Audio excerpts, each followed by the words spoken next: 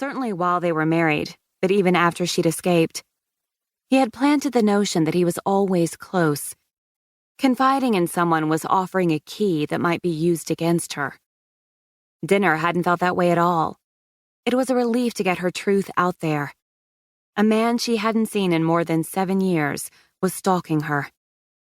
He'd made her believe her mother was in the hospital, had managed to elude building security at her apartment and deliver a bouquet of yellow flowers, a color Spencer loved and she despised. But he was a fool to think he could get to her.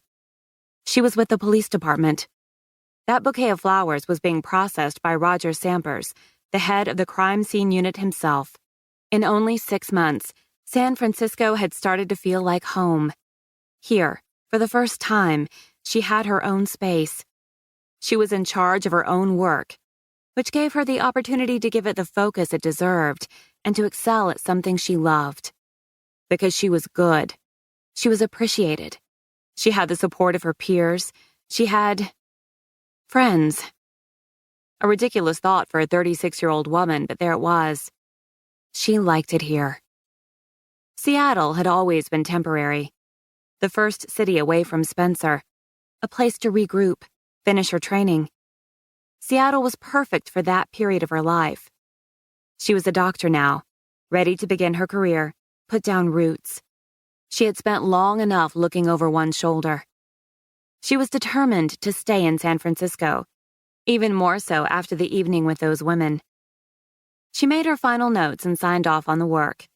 Her phone buzzed in her pocket as she was sliding the body back in the drawer. She snapped off her gloves and pulled the phone from her lab coat.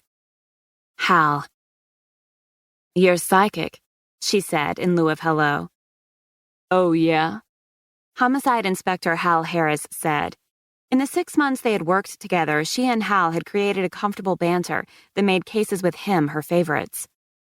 "How's that?" "I just finished our burn victim." "And?" Hal asked. Autopsy showed massive bilateral pulmonary thromboembolism with pulmonary infarction. Hal groaned. "English Schwartzman." "Natural causes," she said. "He died of massive blood clots in his lungs." "Guy dies of natural causes, then drops a cigarette in bed and torches his own house." Hal had a knack for pointing out the ironies of their job, but they were always relieved when the autopsy revealed a death was due to natural causes. "Yep. You want me to call Haley?" "No, I'll tell her," Hal said. "You ready for another one?" "Sure," Schwartzman said. She was always game for another case. Lost in a case at the morgue, home alone with a book, or occasionally an old black-and-white movie, usually one her father had loved. Those were her best moments. The distractions were all the more important now that Spencer had found her again. The phone calls, the creepy bouquet of yellow flowers that had appeared outside her apartment door. Worse was the fact that no one in the heavily secured building could explain how the delivery man gained access to her floor. 7 years and 5 months since she'd left, and he would not give up. "I'll text the address and send over a picture from dispatch," Hal said. "I'm about 5 minutes out." "I'll try to leave here in the next 10. "Great," Hal said. "See you then." She was ready to end the call when he said, "Hey, Schwartzman?" "Yeah?"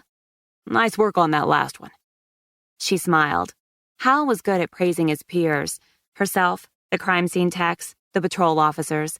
It was another of his endearing qualities. "Thanks, Hal." She ended the call and removed her lab coat, hanging it in her narrow locker.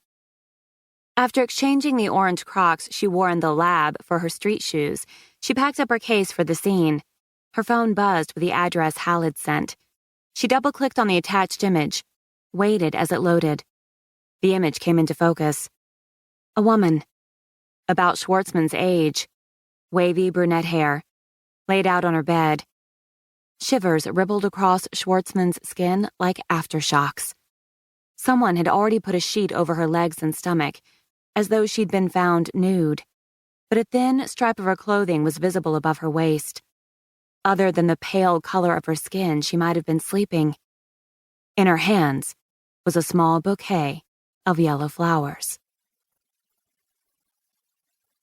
2.